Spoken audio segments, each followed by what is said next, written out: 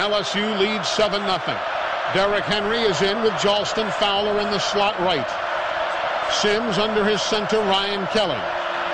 Gives to Henry. Derrick gets a couple of steps running room and gets out inside the 35 to the 33-yard line. Lewis Neal, and now here comes Kendall Beckwith back out of the locker room and returning to the fray after being worked on by the LSU trainers. So they've gotten their all-conference middle linebacker back in the lineup. Here's a 2nd and 5, Alabama.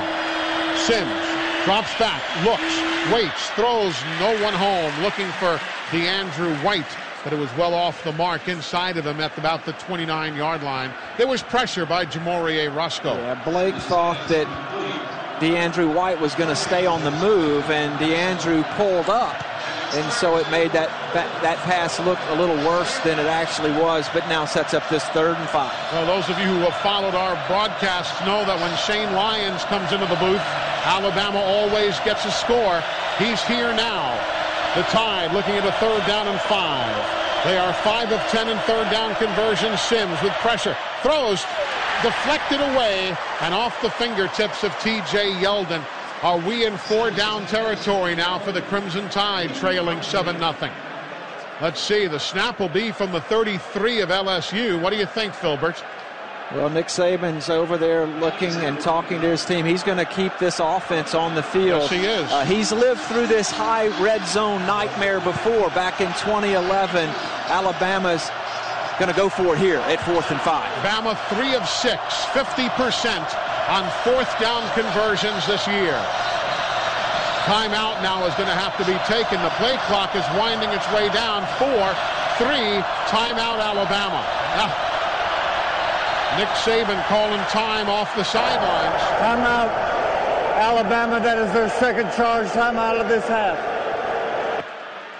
So things were slow in developing right there, and timeout is being taken by the Crimson Tide. We'll break away as well. 7-0 LSU, 6:23 to go until halftime. LSU territory, snapping it from the 33. It'd be a 50-yard field goal from here, Phil, and I don't believe that's a logical option at this point. Well, I think it just feeds into the frenzy if you miss it. And as much as Adam Griffith needs to make one, to ask him to do it here in Tiger Stadium from 50 yards away into the hostile end of this stadium, Nick Saban's going to go for it here on 4th and 5. T.J. Yeldon and Amari Cooper are in the backfield, flanking their quarterback on a 4th and 5. Cooper goes in motion to the right side of the formation. Sims rotates there, throws Cooper, 1st down Alabama, out of bounds at the 24-yard line. Magnificently run. They beat Jalen Collins. A bang-bang play as they drew it up on the sidelines. Well, that's right off the pages of the old West Coast offense from Bill Walsh from days gone by. A sprint pass to the right. Amari Cooper goes up 5 yards, breaks out, balls on the money. Bama moves the chains on 4th and 5. Now Blake Sims looks back to his right. That's the far sidelines. Gets signals relayed to him by Lane Kiffin, the offensive coordinator. 2 wides left, 1 to the right. Running back Yeldon to the left of his quarterback. Stays in the block as Sims throws towards the end zone. White behind the D, and it's knocked away. It was Jalen Mills knocking it away in the end zone. Well played by Bama, well defensed by LSU.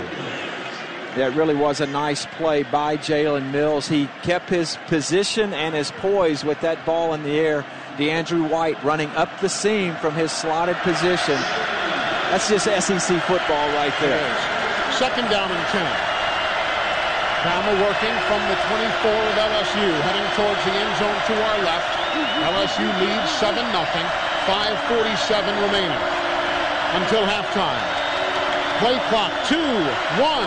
They get the snap away. Slant, thrown, caught. Alabama 1st down. Cooper breaks the tackle, 5. He's going to go. Touchdown, Alabama. Way to go, Shane Lyons. Welcome back to the booth, my friend. It happens all the time. We need to tie the man to the walls here.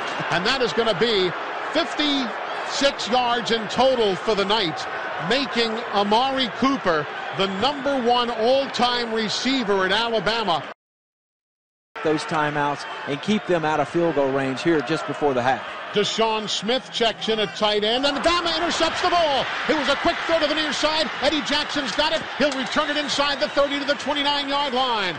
Eddie Jackson with an interception. It is going to be his first of the year, and for the Crimson Tide, it is going to be their 6th of the season, and another $1,000 from our friends at Wells Fargo to the Picks for Kids program benefiting Children's Hospital of Alabama. Eddie Jackson with the pick. Well, LSU tried a conservative play call in terms of an inside slant. The receiver fell down with contact from Eddie Jackson. He makes the interception, and now Bama sets it in motion at the 29 of LSU with a timeout in their pocket.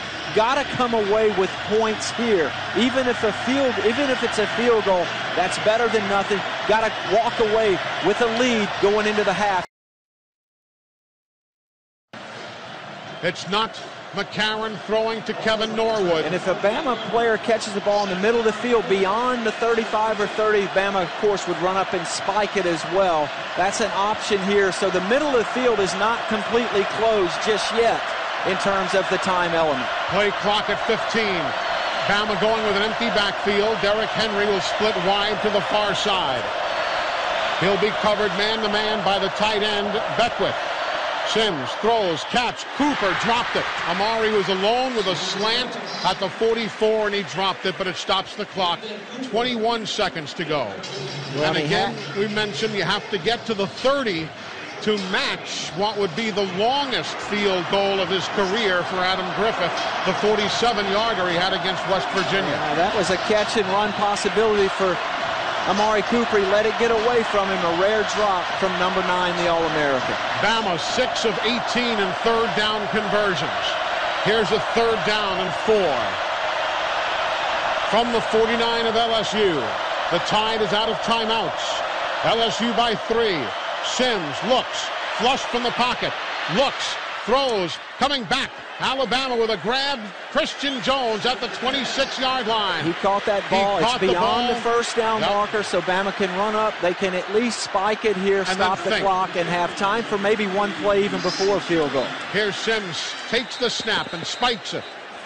What a terrific play by Christian Jones, who initially was open down the middle of the field and stayed on the move with Blake Sims.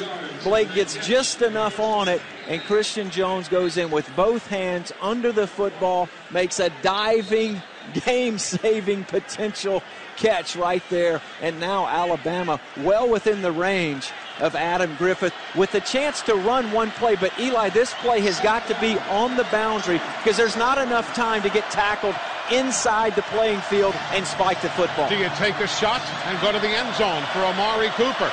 Play clock at 4. It's got to be out 3. on the sideline. They get the snap. Sims looks near side, throws, catch, out of bounds. Alabama's DeAndrew White at the 10-yard line. We're down to 7 seconds remaining.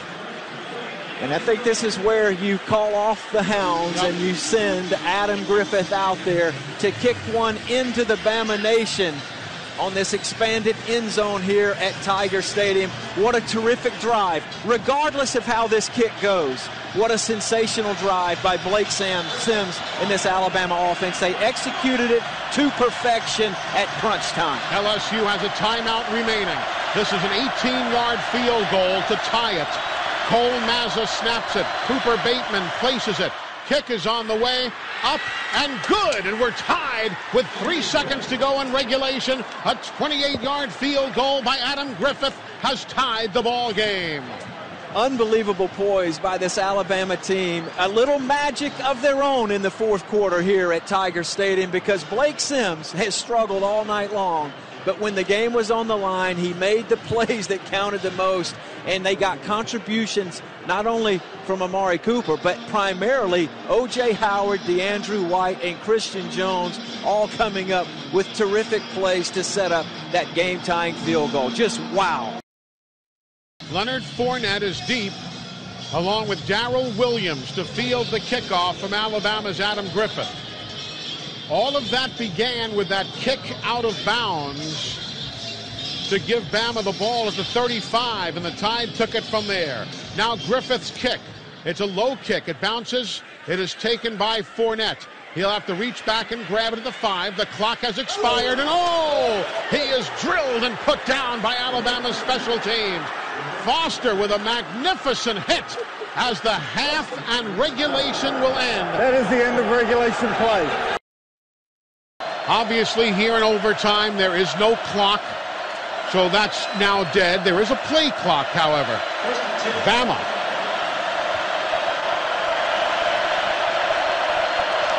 Sending guys in a strange shift. Here's Sims, throws to Green across the middle. He's got it. He tries to back in. Brandon Green to the goal line. Alabama had Cam Robinson split wide to the near side. There's a flag down on the play at the 11. Alabama had big guys split wide right in the most unusual formation.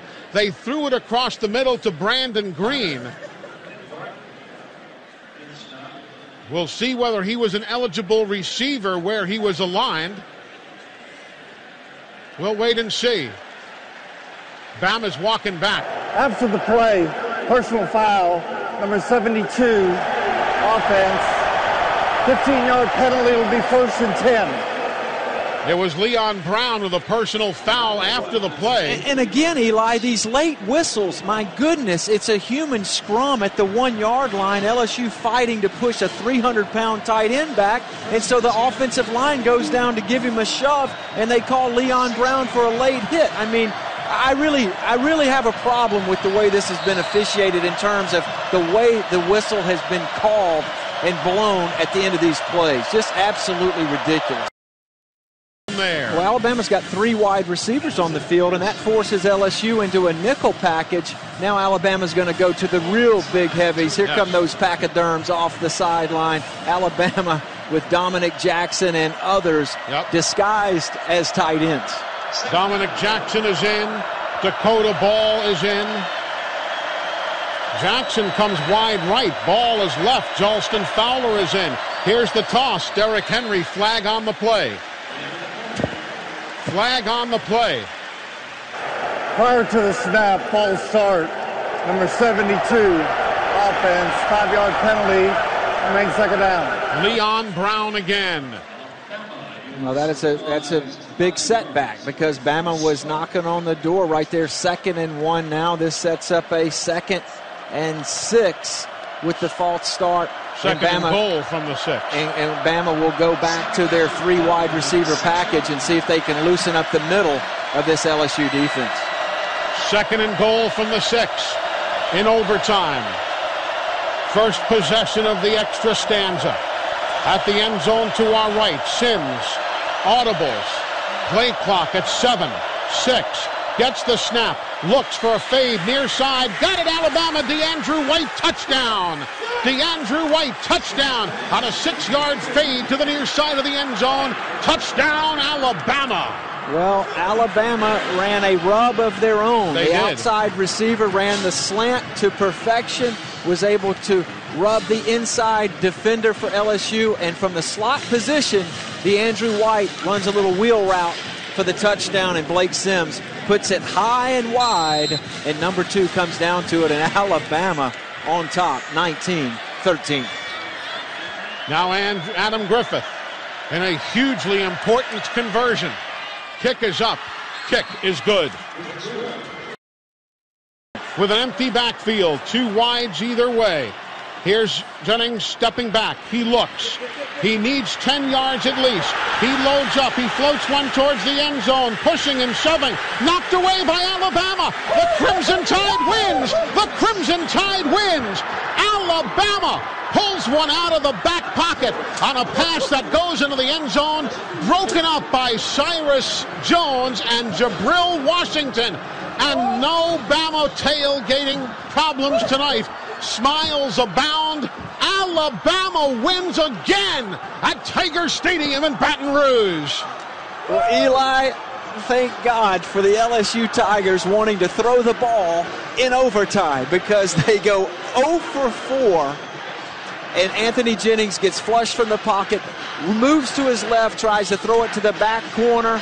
No call in the back of the end zone. Cyrus Jones able to get that football on the ground, and Alabama survives and thrives here in Tiger Stadium, notching their 27th win in Death Valley. Cyrus Jones and Jabril Washington both rotated over to knock the ball away from Malachi Dupree. Alabama wins. Ha ha ha. Ball in a short season, a win is a win. This team overcame a lot of mistakes in this game, but when it came down to it, your leader, Blake Sims, made the big plays when he needed to. What were you most impressed with? Well, you know what? I told the players when we fumbled the ball. I told the defense, now this is where you show you know how to win. We got to stop them and get a field goal. We'll call timeouts. We'll get the ball back. Told the offense that in a 2-minute drive. They did a great job. Blake did a great job managing the clock as well as making some really good throws, even though we had a drop. Got the field goal and made a great throw in overtime. So this is a great win for our team. It's a great win for our fans. You know, LSU deserves a tremendous amount of credit. They played a tremendous game and really controlled the football in the second half totally and completely. So, but we made the plays when we have to, and it shows that our guys know how to